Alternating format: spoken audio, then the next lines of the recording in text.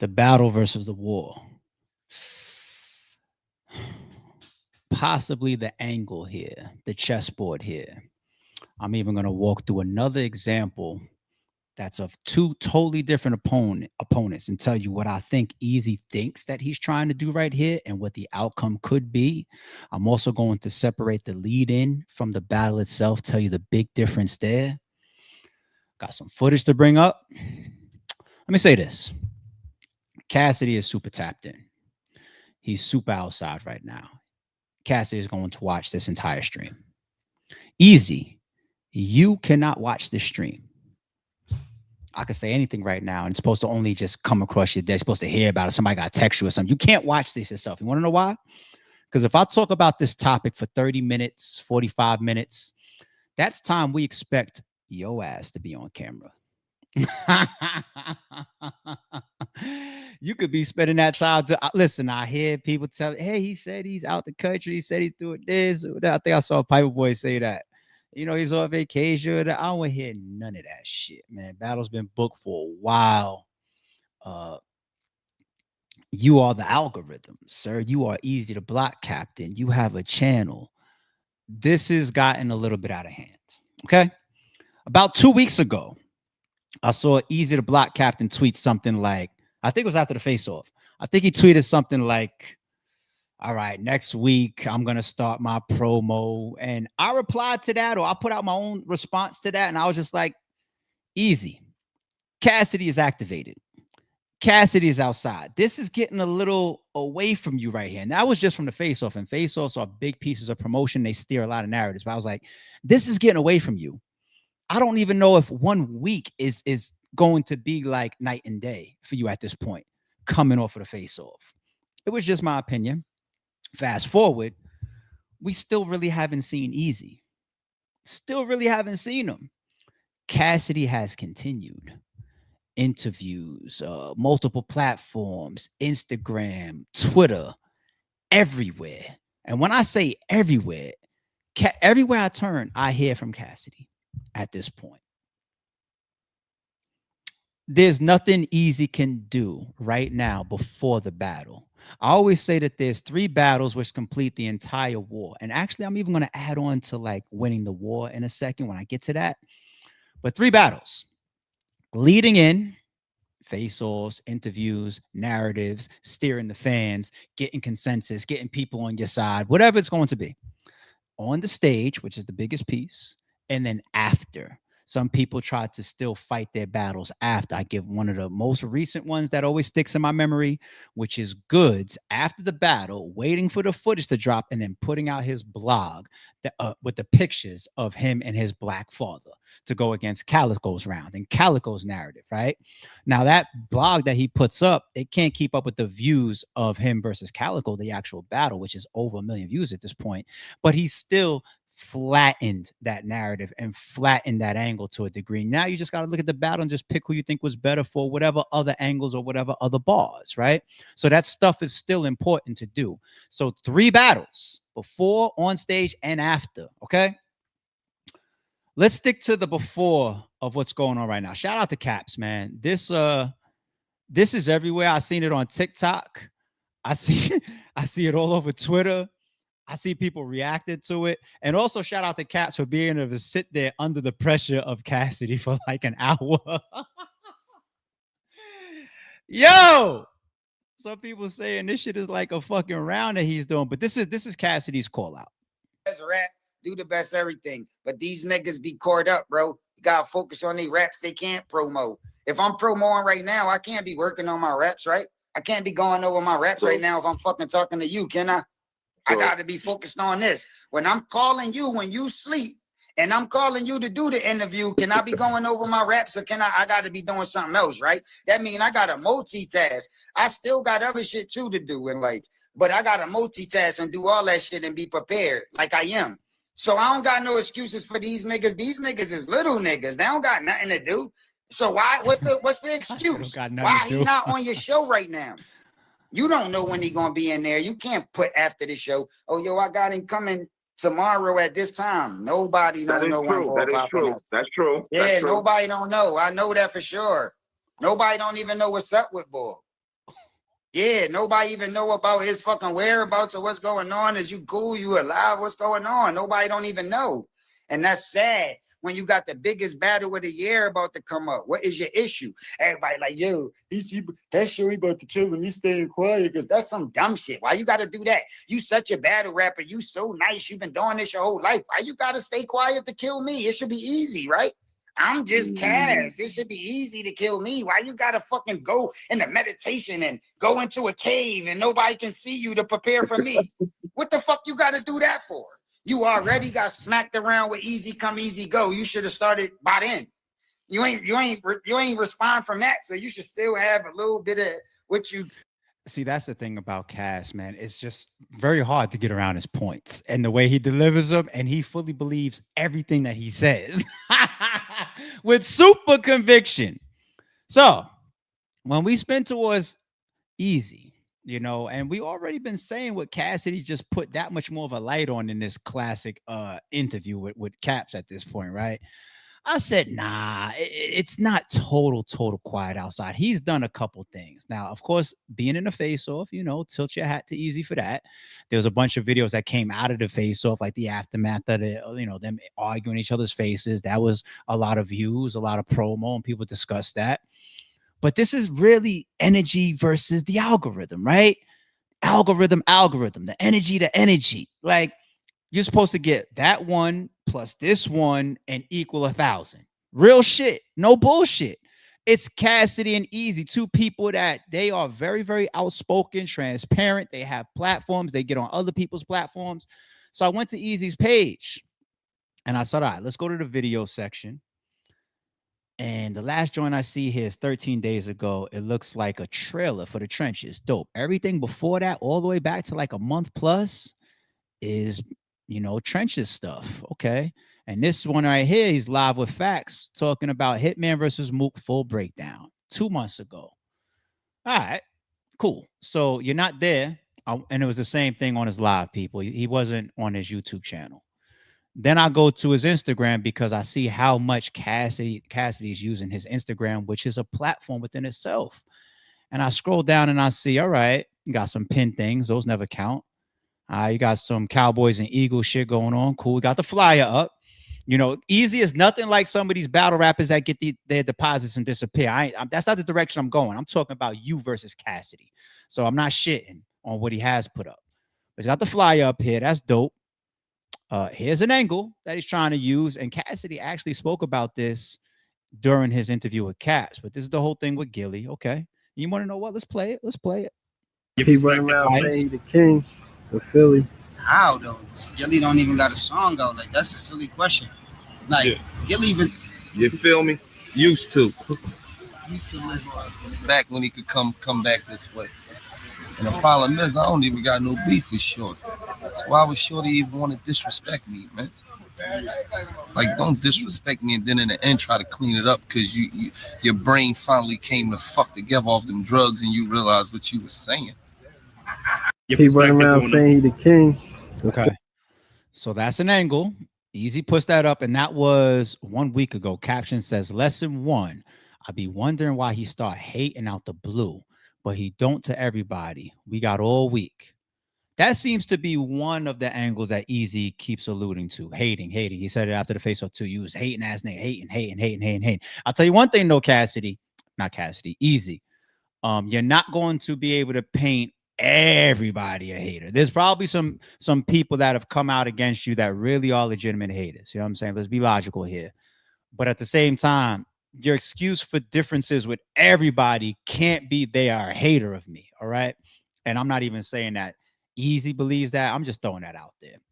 But I do hear that consistently. Hater. All right. What's this next? Okay. This is promotion for a cipher that's coming up day before. Okay. Salute. That's dope. And he's got a face-off clip, 2 face-off clips. All right. So he's got you killed on Instagram. Now, this is what killed me. Twitter. So we went to YouTube. We went to Instagram. Then I get to Easy's Twitter. Like I told you, that first tweet that I saw about a week and a half, 2 weeks ago, I responded to that. Like, I was like, oh, I don't know what's getting away from you, buddy. This one right here pissed me off, Easy. This is why I said, All right, let me drop my little 2 cents in the bucket this afternoon when I get to my little stream. This pissed me off, E. I fuck with you, man, but this pissed me the fuck off. How many tweets is before this? All right, this is a pinned comment. That don't count. You got this one right here 19 hours ago. Y'all 551. What's so funny? I don't even know what that's about. But you put up this right here. Look what happens when he's not talking about me. He don't even know I am the promo. December 6th. No. And then he puts up a screenshot of Cassidy having a clip that's 4 minutes and 25 seconds on Hip Hop Is Real.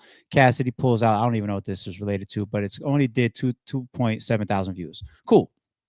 Good angle, to say that he's got this type of energy and this type of attention because it's all for you. It's all related to you, right?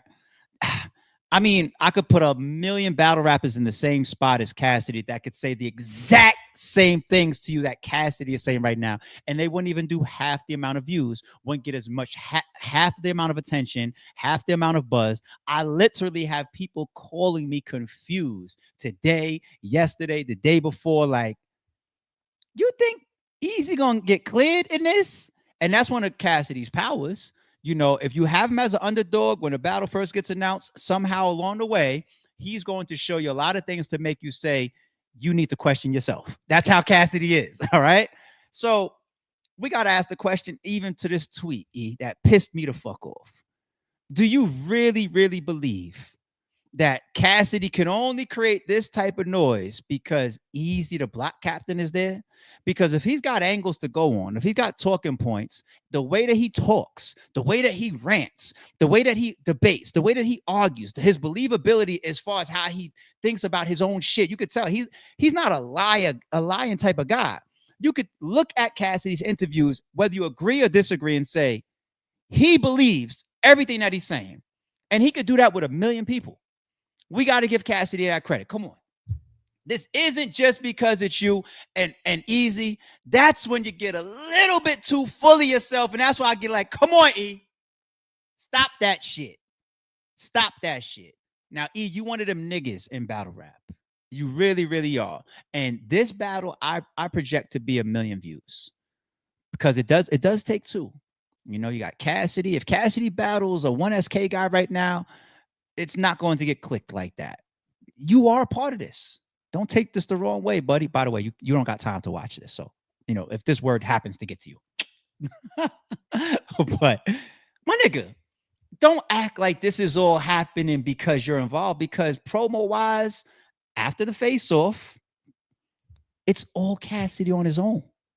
It's all Cass on his own. If the guy wasn't entertaining, people wouldn't be clicking play and watching his full videos. Caps probably hasn't put up a interview like that in a minute. But Cassidy did that by just snapping. All right. So I've seen this before. And this is what annoys me a little bit because y'all niggas be like saying that shit to like idiots and shit.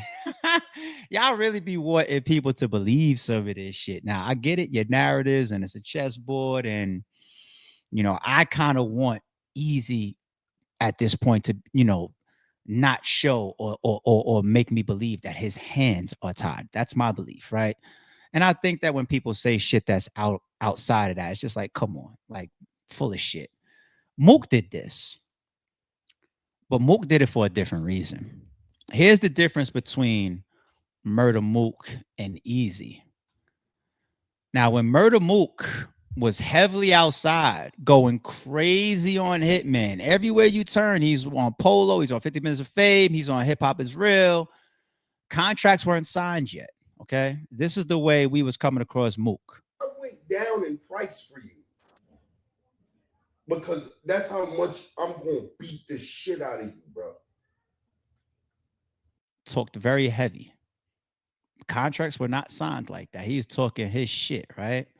And all you gotta do is just a quick YouTube search. You'll find 5, 10, 15 of these bitches, right? I mean, believe what you want. Believe what you want. Believe what you want. Believe what you want. She said, ain't not one rap he ever wrote is better than no raps that I wrote. Bottom line, anything he said in his life ain't said nothing better than the shit I said against Tay-Rock. Fire. I like it because this is what kept the anticipation. This is what kept people saying, we got to have Hitman versus Mook. Contracts at this point still not signed. All right, let's keep it going. Let's keep it going. Still not even locked in yet. You could see me in these interviews being the nigga trying to get this shit, like talking to get this shit done. You could see it. Yeah. Right? You could go back and watch this shit. So look at all my interview. Look at everything. I'm trying to get it done. Okay. Now, for me, the way that I think and interpret, that is the core truth of it. I'm talking like this, I'm moving like this, I'm acting like this, I'm doing all these platforms, all these interviews. I'm trying to get it done. Somebody figure out how to get me my fucking contract and deposit because I'm out here raising hell in Hitman's direction. Smart. And soon as the battle is locked in and we get to the face-off, did Murder Mook have anything close to the same energy? Actually, it was night and fucking day. Hitman caught on to it. I don't think a lot of people caught on to it, actually. I don't even think this is the real Murder Mook in this face-off. Maybe I'm one of few. I'm a rare breed thinking I am who I am. I see through a lot of bullshit. I think this was fully tactical. Night and day. You had all this hell to raise before, but you get here and all of a sudden you speak like in half the tone, and you just I'm just my silence, like Eazy right now, like what Eazy just said. I'm really the promo. That's why I'm not really on my channel right now. Similar, but for different outcomes. Scary ass niggas be doing this shit, come and try to play the innocent role so Hitman can look mad and yes, Hitman, I ain't do nothing. You scared. I come up here and tell you niggas I'm gonna put on a show because I bet on myself. These niggas act scared. I don't want to do nothing wrong to make the fans mad. I don't want to scream. I don't want to shout. That's why he don't promo, because he's scared to really bet on himself. I get on these cameras and I listen. You just finished saying I always used to say I want to bet. Now I don't bet on myself. You're losing me. You don't. You're losing me. You don't. Why you don't promo? You're losing me. Why don't you promo? My silence is bigger than anything you could ever say. Now, that was a quotable that came out of the face-off, right? This is Hitman, similar to Cassidy, going after his opponent, asking him, why don't you promo? Okay. Now, one last one to tie in this whole theme of why I see some parallels, yet they're still different. This is the day before the battle with Murder Mook. This is him still presenting a certain type of energy on camera. First off, congratulations on your sobriety, right? Yeah. How long has it been? Last April. Last April. Not like April before the April. So April 2024? Yeah. Did you battle?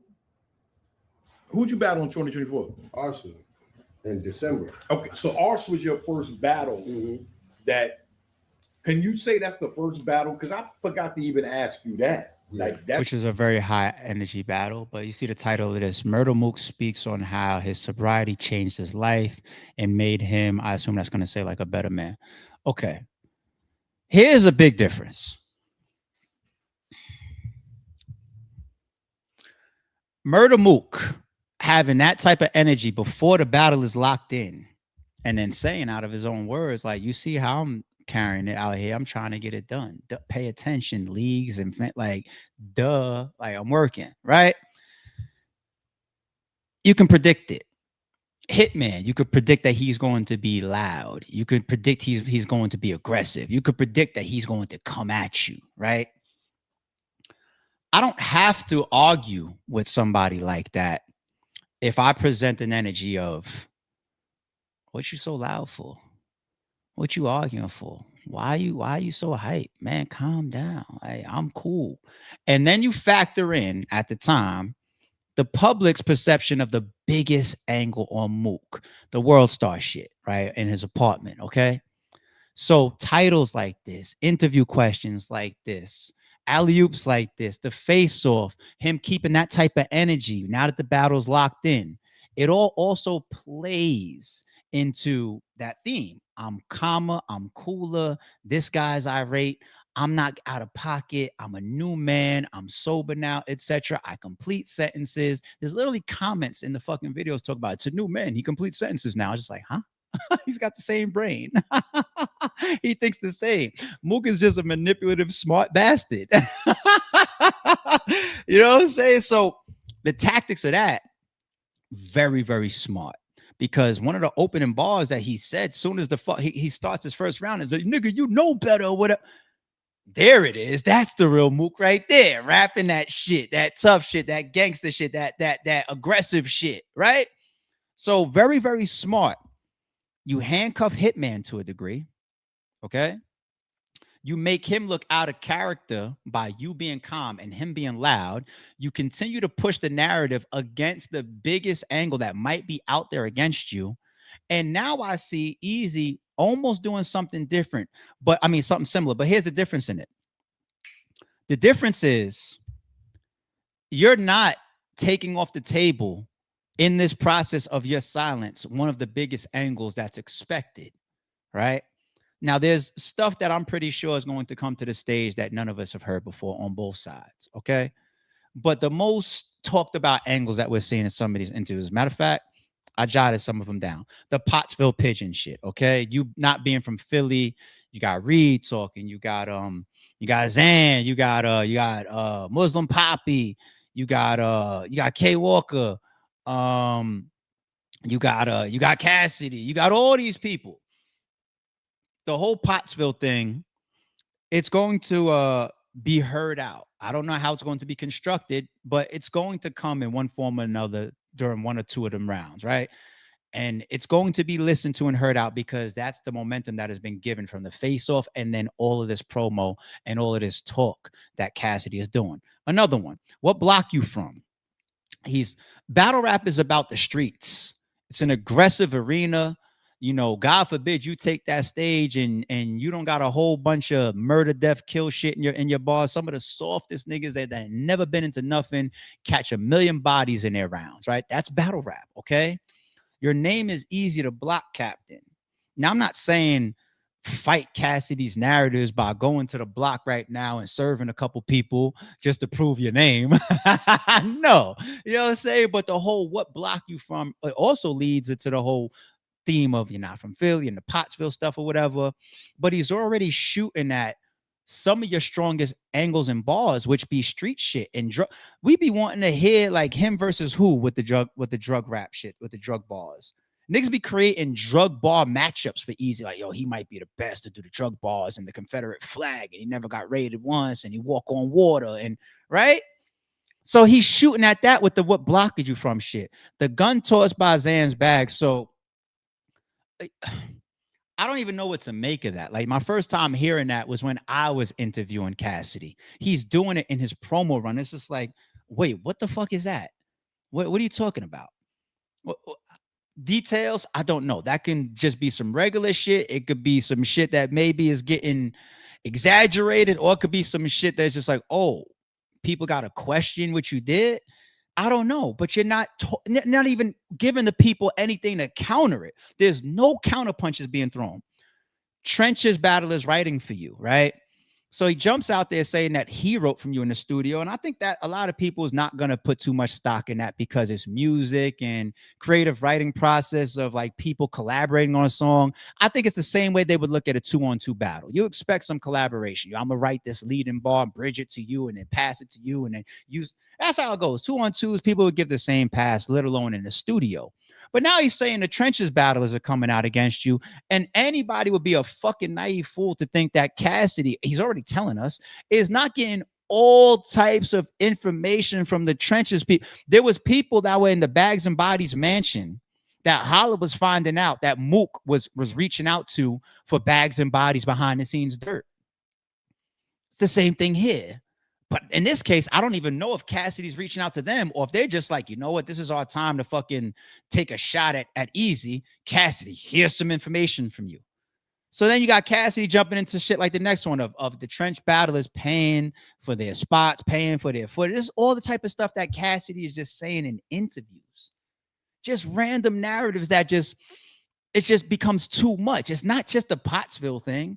It's just so much that he's leaning on his side at this point. He's tilting the table way too fucking much. The compulsive liar angle. Now, of course, there's some elements mixed in there with why you may or may not have said what you said after the Pap situation, right? And I don't even like harping on the Pap situation. Everybody knows me and Eazy is good money. You know what I'm saying? But he's bleeding it into the compulsive liar. And you open up the door now to be questioned about all these other fucking narratives because you're not countering or speaking to none of it. You're not answering none of it. Now, I get it. If you spend this whole rollout answering Cassidy's questions, then you end up on the defensive the whole time. Well, you could also cut on the camera and take offense. Tell us some shit about Cassidy that we don't know. Tell us some shit about Cassidy we never heard before.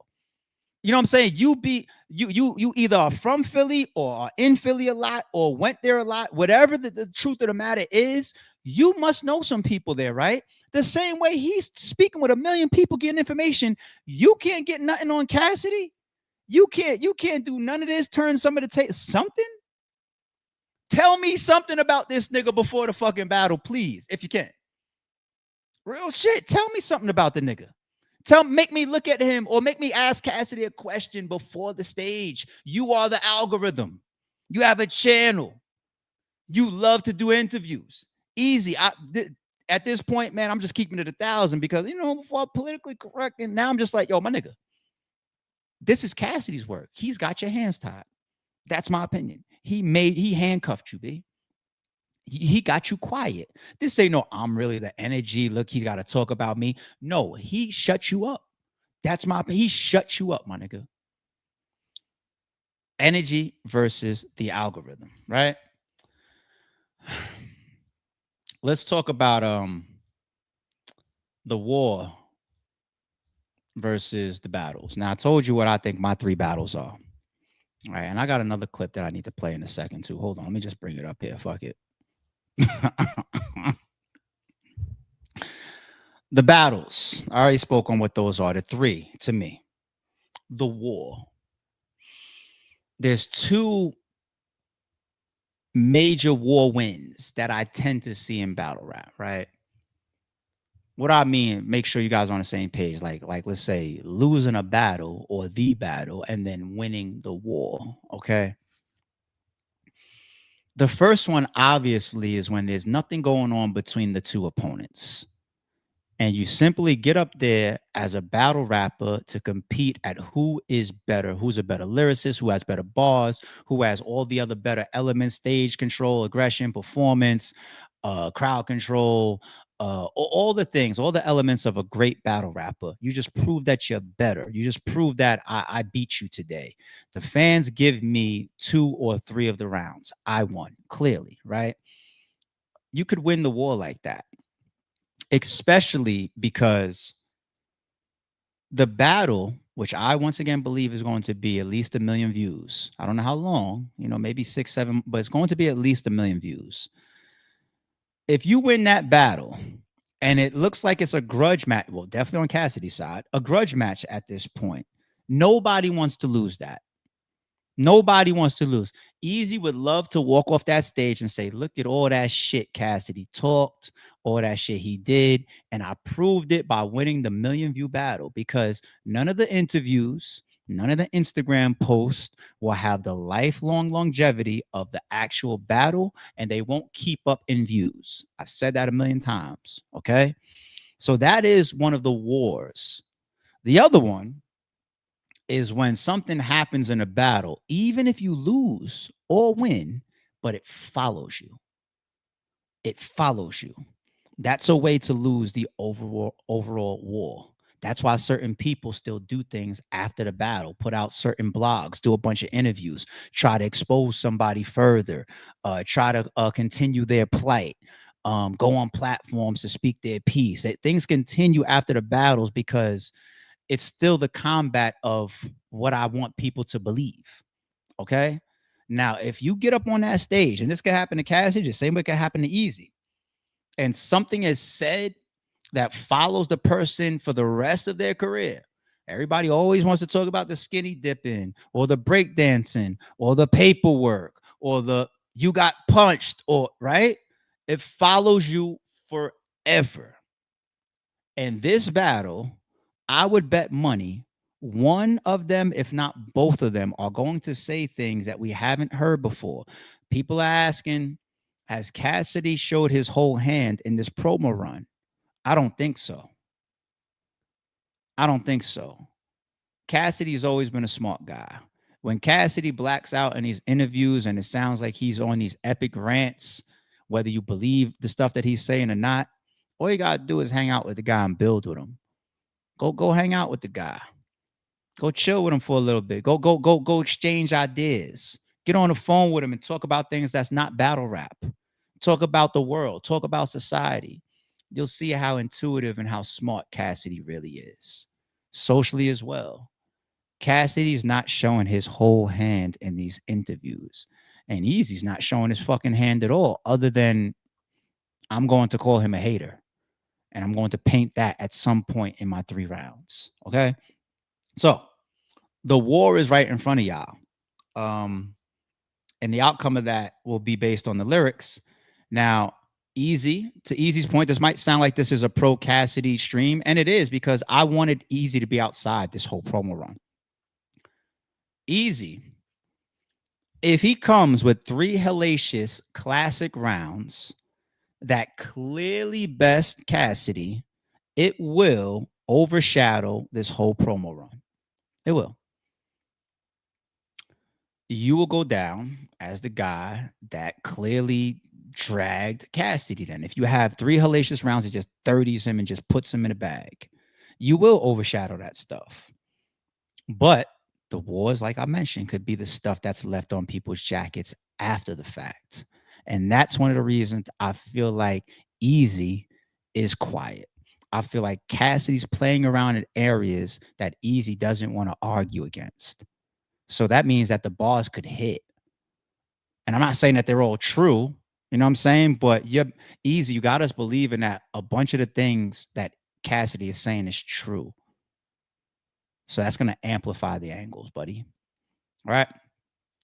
And speaking of the rounds, some people say that this right here was a round. Eazy. It's almost too late to fight back, but. And in the face off, I'm exposing shit, and he's saying that wasn't me. That was the old me. Man, I ain't never have no old me. That nigga, I don't give a fuck if I was 1. That's still me. It ain't no old me, and I changed, and I don't know that. Yo, I don't know how many people in the world, especially in battle rap, could get away with what Cassidy just said. It works when he says it. That nigga said, yo, I'm just saying. He said, even if I'm 1, it's me.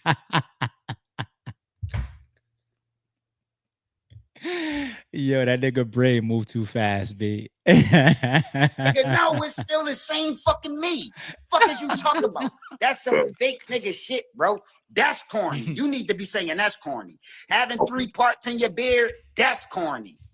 When the cops see you with a burner on you and you trying to throw it in Zan bag, that's corny. Saying that you from Philly when you from Pottsville, 2 hours away, that's corny. Let's talk some real corny shit. Like you gonna talk about a bad rap or somebody coming at Eazy being corny. No, that shit corny. Like, come on, let's be for real. That shit corny. Getting punched in your face and not doing nothing for 2 years later, that shit corny. Let's talk about what's really corny. Not fake corny. Corny is when you got a security that's strapped up with some fucking guns and you not famous. You not even famous. Don't nobody even fucking know you and you got security. That's corny. Let's talk about what's really corny. We not gonna get in here and fake talk about what's corny. Nah, that's corny. That shit corny. Trying to talk all these jail talk in your fucking rhymes. Trying to talk all this drug shit every rap. And you can't even name a block you from. You can't even fake name a block. And you want to keep talking all this drug shit. That's corny. That's corny. Let's talk about what's real fucking corny, bro.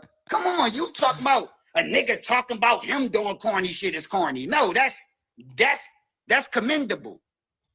Like, come on, bro. No. I'm with you. I think that's where the round is over. Yo, this nigga, that's corny punchline that he just stayed on for like a whole fucking 2 minutes.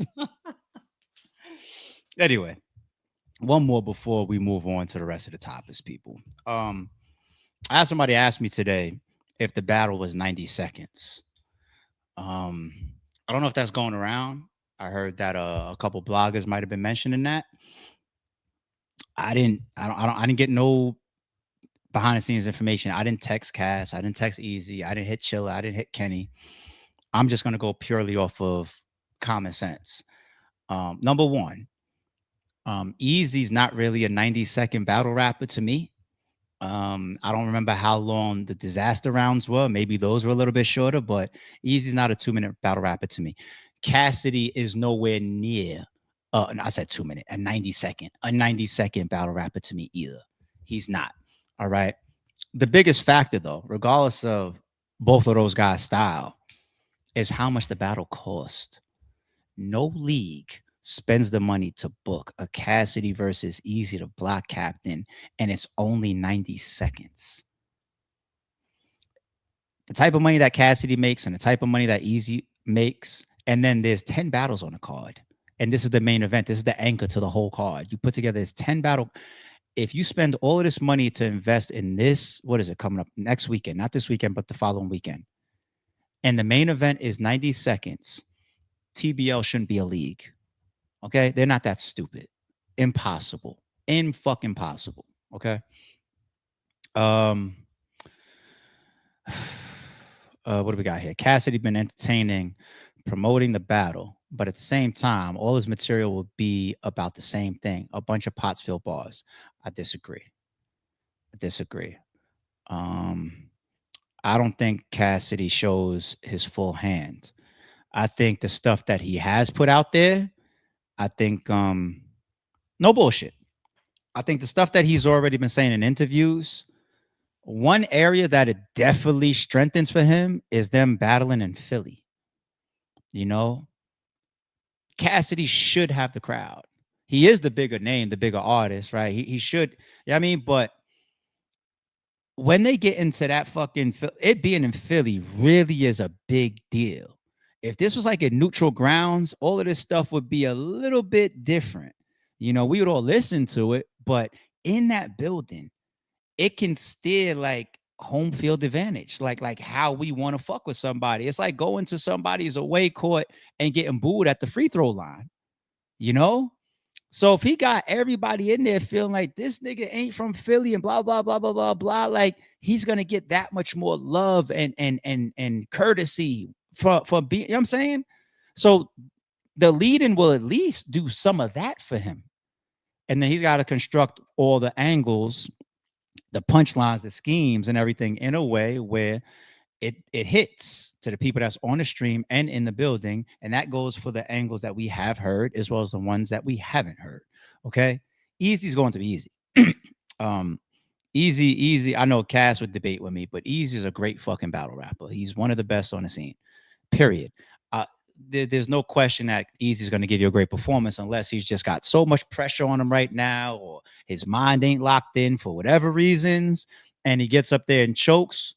That's one way where it's just like, wow, you totally fumbled the moment. The other one is when people overthink, right? And shout out to my man 40 Cal. Actually, I spoke to 40 today on the phone about something totally different, about some other podcast type shit, not even battle rap. Shout out to my nigga 40.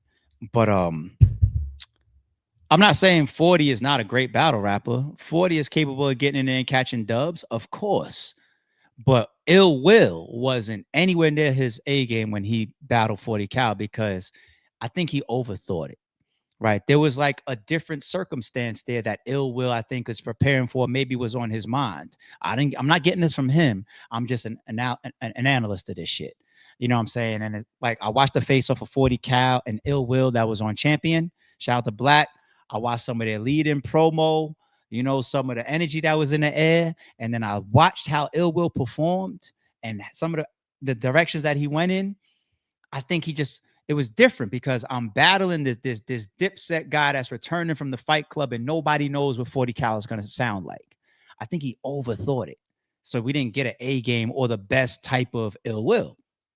Ill Will is in his best element when it's just clear vision of what he's on, what his opponent, you know what I'm saying? It's clear vision. And he Rain Man's all his shit, you know? So that could happen. Is Cassidy presenting thoughts in Eazy that just make him outside of his normal game plan. Like I'm gonna write this type of way, I'm gonna get on my drug bars or whatever. And instead, now I gotta spend what I think is 40% of my bars counter writing or on the defense. Or am I trying to go at the industry because he did I'm a hustler and all this and it's like a bunch of areas that aren't necessarily typical for his style of content. That could happen. That could happen. Or Eazy can get up there and be classic A+ game Eazy, and everybody would be like, hey, he did that without saying a word. And then people will salute him for that, including me, including everybody. But it just doesn't look that way right now leading in. And that's your fault, nigga. Why you let us look at you like this and let Cassidy drag you in the promo run when you the algorithm, B? Don't make no fucking sense. All right, let's move on. I wanted to bring this quick one up because it's pretty much a continuation of the covers that we did yesterday. Mike Epps. I put that up as a clip as well. Matter of fact, I don't think it released yet. It's going to release tonight. The clip of it, if you guys haven't seen it, it's also in yesterday's full live, right? But we did a Mike Epps topic of him apologizing about how he came off when talking about we shouldn't celebrate people that come home from prison. I did a take that was mad that he apologized. Check that out if you haven't seen it. We also spoke about him kind of apologizing for the way he spoke about people that's on welfare. I had an interesting take for that as well. Go check it out. But Blue, who just came home, right? He responds to Mike Epps as well. Okay, Mike Epps. I ain't gonna lie. When I seen that video saying that, where's my controller at? I knew it was gonna be taken wrong, just because people are living a certain lifestyle, and it's not working. I would be equivalent to somebody coming out and saying we shouldn't celebrate somebody who's on stage telling jokes. They should go to school. They should go to school and go to college and be bigger and better. We shouldn't celebrate nobody on stage telling jokes. That's clown shit, no? I could be misconstrued as well, so I think you went left, people's lifestyles. 3, 2, 1, go! You can't really speak on people's lifestyles, man. Anybody coming home, you did things the right way, you kept it solid, should definitely be celebrated. But if you can get on stage and tell jokes, no one man has enough power to speak on other lifestyles, however people living, if they keeping it solid to that, I think Mike Epps, I think you should just stay in your place, brother. You shouldn't even speak on that type of lifestyle because you're not. I can't finish it. I'm sorry, people. And so he says, no one man has the right to speak on other people's lifestyles. Actually, they do, especially if you're trying to give back. So you're supposed to do it every day or as much as possible if you're somebody that other people look up to. If you're influential, if you have followers, if you're a celebrity, right? Sometimes these be the give backs, right? This be the good karma, giving people jewels, helping people to avoid the mistakes that you've made by telling people shit that or mistakes that you've made in your past, right? Teaching people things that they didn't learn in their own households or in their own school systems. Okay. Teach your children, teach your godchildren, teach the little youngins in the hood, right? Everybody has the right, especially if it's positive, to put out their opinion or speak on other lifestyles. They could be wrong. You got people that say, hey, this person's sexuality is this, or this person's likes to get their money like that, or this person talks and acts out like this, or this, you know what I'm saying? It doesn't make you right, but you have the ability to do it. Now, here goes Mike Epps, a whole celebrity, somebody with a platform, somebody that is respected, and somebody that's talking to another grown man who had the ability to speak out at that moment and challenge him, which was Jim Jones right in front of him face to face. I didn't see any clips of him speaking back. And he just went through this with Mel Murder coming home, right? Mel Matrix. So he had the opportunity to give what you guys are giving as your own counter opinion. I didn't see that.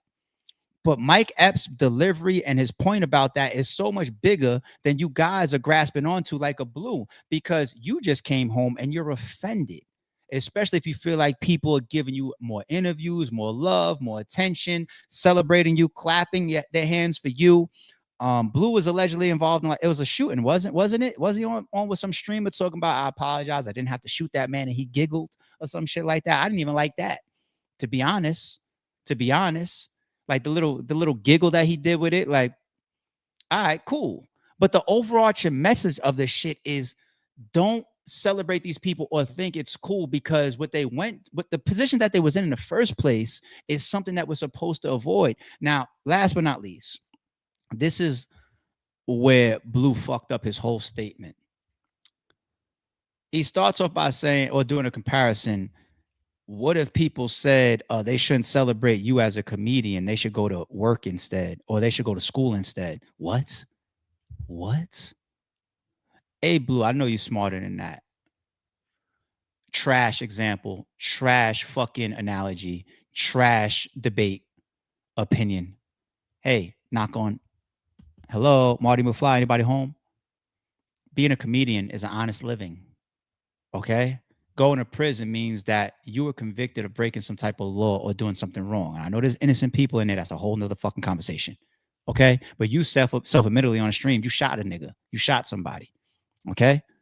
So being a comedian, which is an honest living, does not get equated to celebrating somebody that takes a talent, gets on stage and makes people have a good time and laugh and earns a living like that, versus somebody that allegedly shot a nigga, went to jail, and then came home and had to spend time away from their child or their peoples. How the fuck is that the same? This is why I didn't want Mike to apologize, because he got to stand on the people that don't even understand his point. Mind you, and you know what? Before I even fully leave the topic, hey, Blue, speaking of these youngins understanding the realities of being locked up, this is what you said with Bootleg Kev, right? This is what it's like to be in that situation. You feel me? So I just expected them to at the very least, make sure my books was covered every month without me inquiring, calling, insisting. It's only $300 a month, bro. That's the most you could spend. So they couldn't make sure I had $300 a month. Oh yeah, that's I'm surprised Jaden didn't hold it down, bro. Man, I'm so very surprised too. But, yeah, because it's like, how scorned women are, though. She gonna portray it like, oh, you hurt my. All the stuff that's going on with him and Krishan or whatever. If that gets interesting to me, maybe we'll cover some of those other different things going on. But just keying in on him saying when he was there, he didn't have people even putting up $300 a month on his books, right? That's what it's like. You're away from your children. You miss time of your own life. You lose your freedom.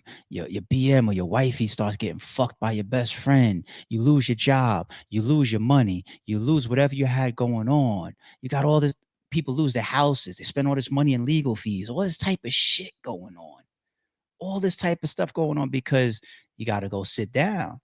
And you haven't expressed stuff like this. Why would you have experiences like this, even with your own people, and then have an issue with people trying to steer the youth away from being in that place? And that's the point of not celebrating it. Not celebrate. And here's the thing, Blue, it's not just to come home. It's about not celebrating any piece of it. Not celebrating doing shit that could get you locked. Not celebrating you being in there, and not celebrating the fact that you came home from it. You know what I'm saying? Take care of your peoples. Celebrate within your own circle. My brother, my loved one, my friend, my family comes home, I'm going to celebrate their freedom, of course. But that's not what we're talking about. We're talking about all these strangers just standing up and saying, hey, thank God Max B is here after somebody died, without giving any type of energy or karma back to and thought of like, glad we're about to get some dope music from a dope musician. He did pay his debt to society, 18 years of his life, but let's not forget why he was there. I don't need to celebrate it. Two things could be good. Two things could be cool at the same time. I could be cool that the man gets his freedom back, about to give us some good music. Salute to him. I wouldn't want to be there neither, but that doesn't mean I have to celebrate. I don't have, there's a difference. And we know what we mean when we say celebrate, okay? Like, come on, we know what the fuck we're talking about. But if it goes over your head, you're offended because maybe you either made some big mistakes or you just don't get the bigger point. What did you else do? I literally, y'all, That was just a frustrated transition, right? I just jumped straight into this Jewel's topic. My bad. Um, I literally haven't watched a piece of this. I just saw this before the stream and I brought it up. So this is my first time. Joel Santana dragged online after saying kids don't really need to know how to read. Let me play it and see if there's some context there that helps them. And I think that shit gonna take over. Nah, but seriously though, on some G shit though, we gotta start teaching our kids though, just financial wealth and literacy and all that shit early, because by the time they get to ninth grade, they should be just learning how to start businesses and how to. But they don't really need to know how to read. Wait, stop. I ain't gonna say that. People in the background saying facts. I say that respectfully. I'm not saying that. Would you be respectfully, disrespectfully, or respectfully? It's gonna be the same. Keep going. Way to be literate, because you're not supposed to be illiterate, but you can. What's more important, reading or math? Math. It's not about even comparing the two. What's wrong with y'all? That's just something that you don't need to compare. What's more important? Like, you don't need to compare those two things, B. Like, they're both necessities for survival and for life and for success. Like, the fuck is we doing? Math. I think you could listen to a book I on take you. it to the side and say, I told you. You want to argue that, huh? You really want to argue what's more important, Matt? You one of them niggas that can't read well, and you happy that you can count the money in your pocket. You one of them niggas. I get it. You can still obtain the information. You don't have to know how to read. My bad. The nigga next to him is killing me. I'm really going in on him this whole time. Like, that nigga's killing me. You can't read. Hey, like fucking 50 did to Floyd Mayweather. Read a chapter of Harry Potter for us, nigga. Let me see you read something out loud, motherfucker. This nigga, you one of them. This is personal for you. That's not a reading and understanding. I believe common sense. Yo, get the fuck off of his heels. Let me not say D and be disrespectful. What the fuck is wrong with you? Do you have kids? I did not know this was going to be about the guy sitting next to him. This is better than everything. I'm more common sense. Look at him. I'd rather have zero book smarts and common sense, be able to read the room, be able to read life, be able to read people. Book smarts is not interpreted the same as being able to read, Jewels. I try to understand. And I think book smarts is like people understand. Oh, let me finish. I'm saying, like, nowadays you can listen to a book. I just listen to the 48 Laws of Power, not to you gotta read. Yeah. Sometimes it is easier to listen to audio books instead of have to read them. That's cool. I get it. But what does that have to do with knowing how to read? The contract, elves. You don't have to. You can listen to that too. They got apps. Yo, why is the guy next to him arguing a point about reading the contract? You could put it. You could hire a lawyer to read it for you. What? What are we doing? And then it'll read it to you. Are you crazy? Oh, Joel said it. I swear on my life, y'all. This is my first watch. Yo, y'all are killing me. Talk about a genuine live reaction. What the fuck is y'all doing? Put that bandana down immediately. What the fuck? Huh? People in the background talking about AI. It probably will. AI will now. That's what I'm saying. That's how freaky You don't it have is. to read. Shit can be told to you. It'll be so. I'm not saying that in a bad way. Like you don't need to. Just no math. You gotta read. At a restaurant. Floyd Mayweather don't read that shit. You at a restaurant. Like, it's mad shit you gotta read. You saying that? You just got. Y'all know, if you know this podcast, people, you know there's points where I try to do my live reactions and sometimes I just gotta stop it. It just gets too much and I just can't do it anymore. It could have only been 5 seconds left. I can't. I'm dying here. I'm dying listening to this shit. These niggas are really trying to convince me you don't need to read because AI exists or people could read things for you. Floyd Mayweather, even dumb shit like that. Like, Floyd Mayweather is literally 1 in a billion. 1 in a billion. I hate when people try to use these very rare, by the actual numbers, black and white numbers, speaking of math, right? To fucking equate success stories as far as why that would also apply to the masses. I hate when people do that. As if I can walk into a store right now and there's 20 Floyd Mayweathers. What the fuck is wrong with y'all? You know, I teach my son about reading for everything that you encounter in the world, understanding things on your own. How about driving? Dude was using examples just like being at a restaurant. You know what I'm saying? But how about driving? How about reading the exits, reading signs? Like what the being in an airport, reading where your fucking luggage, anything. And I just said a bunch of shit that people could probably still get around. Like the moment we start trying to teach these kids that they don't need to read, where the fuck? And Jewels, you's a whole OG out here in a lot of kids, in a lot of people's eyes. You's a whole role model to a lot of people. To a lot of people. Why would you say this, G? Do a Mike Epps video and clear it up. Mike Epps didn't need to apologize. You don't need to apologize either. You just need to do another video to explain yourself. And I know it's a little bit too late, but fuck it. Just for the sake of us trying to correct it, explain yourself. All you need to know is math. The thing about book smarts versus street smarts or being worldly, right? I do agree. There's a ton of shit that we learn in these schools that is useless in our lifetime, right? There's.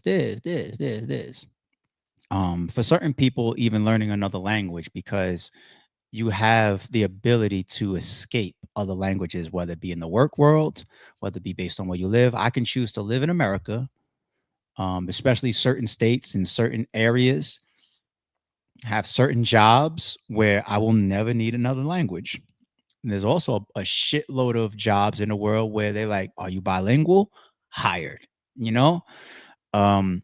But the shit in history, I've never been great at history and geography. I know a lot about both, of course. I'm but I used to hate those subjects. I don't care about the fucking Boston Tea Party as far as my life now. Like, I get it. There's a lot of stuff that just won't help you survive or be successful that comes out of school. But being worldly adds to some of this stuff, because when you see different cultures, the type of things you learn in the school system that you think is never going to help you, right? The way it expands your mind and you can use certain pockets of understanding and information, you can put into different, sometimes you do it and you don't even know that you're doing it or where you learn that from, directly and indirectly. It's only a fucking fool that thinks all you need in the world today, tomorrow, because of AI or whatever, is numbers and math. That's ridiculous. That's fucking ridiculous. Dude on the couch was killing me. I ain't gonna lie. It is killing me. Last but not least, I saw this right before we cut the stream on two people. I don't know if we're gonna need to come back and do more coverage of this. Like, I don't know if I need to go grab some paperwork. I don't know if we need to get a deeper article understanding, but let me see if there's more context here. Nicki Minaj's $20 million mansion will be forcefully sold by judge to pay off assault lawsuit debt. That was a $20 million judgment? What type of ass whooping or assault was that? And that's the details that I'm forgetting. 20 million? And that's the thing, man. Like, she's probably worked. Let me pull it up real quick. What is Nicki Minaj net worth? What's it gonna say? It's gonna be in the tens at least. Oh, shit says 130 to 150. All right. Now, when you have calculations like that, it says her celebrity net worth is about 130 to 150 million. That comes in the form of real estate, assets, credit lines, fucking music and ownership and masters or whatever. And you know what I'm saying? It's a lot of things that probably generates that much money for her. But having $20 million liquid for a lot of people is a different ballgame. Okay, meaning that I can just take 20 million and say, here you go. That's a different scenario. So if the only ability that you have to grab that is to sell your house, then how does that make you feel about somebody's net worth being 130 to 150? It's a bugged out scenario. But sticking to the whole thing about what the fuck what type of assault was it? Like, how deep was that? 20 million? It almost sounds like what the game went through, right? Now, the game doesn't make as much money as Nicki Minaj. He never did. But the game lost a lot in the midst of lawsuits, and then the reports start coming out. He has to sell his crib. He's got to do the same thing with Dame. I'm gonna say allegedly. I'm gonna say allegedly still, but same alleged thing with Dame Dash. You got to give up your studio. You got to give up this. You got to give up that. You owe the IRS money allegedly. You owe this person that sued you and won money allegedly. Yada yada yada yada yada. But damn, a judge reportedly plans on ordering Nicki Minaj to sell her California mansion in order to pay off a lawsuit judgment.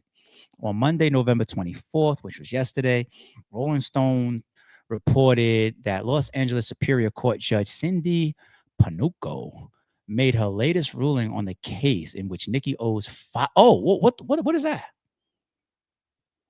Security. So she was paying already? Owes $500,000 to a security guard who was assaulted by Nicki's husband. Oh, this guy? And then you gotta bring all these rumors about of him maxing out your credit cards and shit. She has yet to pay up after the plaintiff Thomas, whatever that last name is, filed a motion last month asking a judge to make the rap star sell her home to settle the debt. It looks like Judge Cindy Panuco is all right. So hold on, that's a caveat to me. If you owe $500,000, why would you be forced to sell a $20 million crib? Here's my only guess there. It's as if you've been telling the courts or proving to the courts this whole time that you don't have the 500, and the only place where they can see liquid available is in property. So go ahead and sell your crib. It's not that you need 20 million for the crib. You're just saying that's the only place where 500 grand is accessible. So sell the $20 million crib to give this person the owed 500 and do whatever else you want with the rest of the money that you get from how much you could sell the crib for. Let's say hypothetically you get full $20 million for it. But wow, that makes it even more bugged out to me. I mean, you're going to tell me this woman has a net worth of 130 to 150 million and she's not able to put together $500,000 to save her crib? I don't believe that. I don't believe that this is going to stand. Cardi B probably is over there doing cartwheels, enjoying life right now. You know what I'm saying? But I don't see Nicki Minaj having to lose a crib, a $20 million crib investment because she needs to pay somebody $500,000. And mind you, I mean, I don't have the details in front of me, but sometimes there's ways where you can get into like payment plans. Like, not like you have to have the whole 500, but payment plan or full 500 or not. I just feel like Nicki can get that. Nicki can go do a tour, a couple shows or something. I don't know. She got friends that'll give her $500,000. Shit, Drake will give her $500,000. What? I can't believe this. 20 million to pay 500. That's crazy. Yeah, I don't. These reports is bugged out to me a little bit right now. I ain't gonna lie. 20 million versus 500. Yeah, that's going. Chill out, Cass. That's going. You stupid. Nicki blocked you on IG. What you do, Melly? Melly said she got blocked by Nicki. I don't know. I'm gonna leave that there for now. We'll keep an eye on that lawsuit and how the judge continues to rule on that. But Nicki's not going to lose a $20 million house before getting up 500,000. Yo, Drake, I got a big fucking favor to ask you. I need $500,000. You know, and I hate to just put that responsibility on people like that. Like, damn, ARP, this ain't your $500,000. I don't just put it on me. I get it. I'm just saying it's Nicki, and she has super big friends. And I feel like she got that too. And even if she doesn't, which would be shocking to me, I feel like she can earn that in a good amount of in a fair amount of time. It's Nicki Minaj, one of the biggest hip hop artists, not just female of all time. I don't get it. All right. Don B, our members here, says peace to my guy ARP, and shout out to the gang Green as always. Hope everyone is having a great week so far and excited for the holiday. Likewise, G. Should we do a Thanksgiving stream? Yeah, I'll probably just be watching football and shit, watching sports, watching the games that's on. When it's time to eat, I'm out, but yeah, we'll be here Thanksgiving. Now I think about it. I mean, I hope you're having a good week too, Don. I appreciate you, my guy.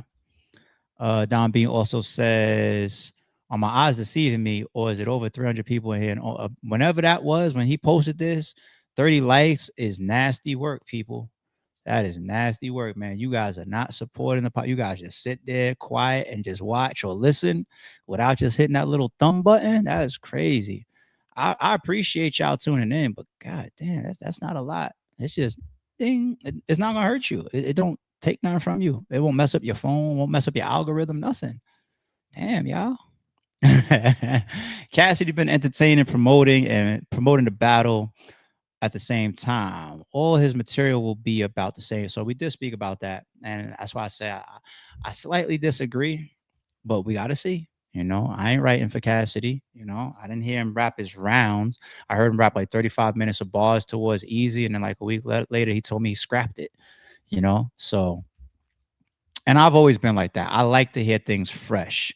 I might listen to an angle here and there, or if somebody is real persistent, listen to these bars once in a blue. But I'm a fan. I want to hear it live just like I want to be there just like. That's why for 10 plus years, I literally I had the most expensive seat in the house, and it was dope as a fan of battle rap, as somebody that loves hip hop and loves bars. As it's a dope experience. You know what I'm saying? That's why when I would go to other people's events, I would always buy the stage pass, because to be there in the energy and to hear them hits live, it's not comparable to a pay-per-view or to a YouTube drop. It's just not. So that's why I used to not let people spoil the bars for me, really, especially if it's like some classic matchup that I booked. Hell no, I don't want to hear that shit, nigga. I'll see you next Saturday, nigga. Lux the Goat is here. Says, yeah, this contract says you get 100% of the profit. I'm not screwing you over, I promise. Sorry, right here, homie. What was that? What was that related to? Was that something different? I don't know what's going on, what I'm missing right now behind the scenes, but my bad. Shout out to Lux the Goat once again. I'm just slipping on what this was related to. 100% of the profit. Was that wasn't related to Nikki, right? I'm gonna keep my eyes on the chat. Lux the Goat, if you're still here. Yeah, cats can't read, right? You can't do a live chat if you can't read. About to wild out on Cass. He references people can't. Oh, okay. Oh yeah, the a clause. That's crazy. No. They understand the numbers though, but they might ask a question. What does this 100% right here mean? I understand. I could read the numbers. What's the words around it? What is that? What is that? Don't get me wrong. You still need lawyers with certain contracts. If you're doing some business that don't mean shit, you want to sign it, go ahead. I'm talking about like, yeah, just show up here for $200. You don't hire a lawyer for that. You know what I mean? But these record deals and shit, because there's legal jargon, like these white collar wording and industry and corporate level wording and terminology and legal phrases that you're not taught, and you don't understand how they mean fully. Sometimes we read paperwork and I gotta pull it up with y'all like, what does that mean? Because it's legal shit, but common normal reading, that's insane. That's fucking insane, Joels. You and especially the dude next to you. But whatever. All right, y'all. We're gonna get up out of here. I'm about to eat. Put my feet up. Enjoy the rest of the afternoon. We'll be back tomorrow. Easy. You're always welcome to come up here. You know that, homie. You know we homies, man. You come up here. You could correct me. You could scold me. You could tell me where I'm wrong. You could bomb. You could say whatever you want, man. You already know. But this quiet algorithm shit is different. Who the hell is calling me on? What is going on? This quiet shit, man. I ain't for it, man. I think Cass handcuffed you, man. I don't think you intended to be like this, man. I think you're reacting like this. That's my opinion, man. Tell me I'm wrong. We can have a conversation, man. I fuck with you. If not, if we don't see Eazy out here, at least between now and next weekend, at least we're gonna get the battle. Of course, it's up. All right. I'll catch y'all tomorrow afternoon. We'll be back. Don't confuse silence with work ethic. I'm a boss, making decisions my first fetish. The verse cherished is perfect, that's a reverse blemish. I dropped it, connected the block, learn Tetris. This is the Sorry True Podcast. Welcome to the house of. And shout out to the members.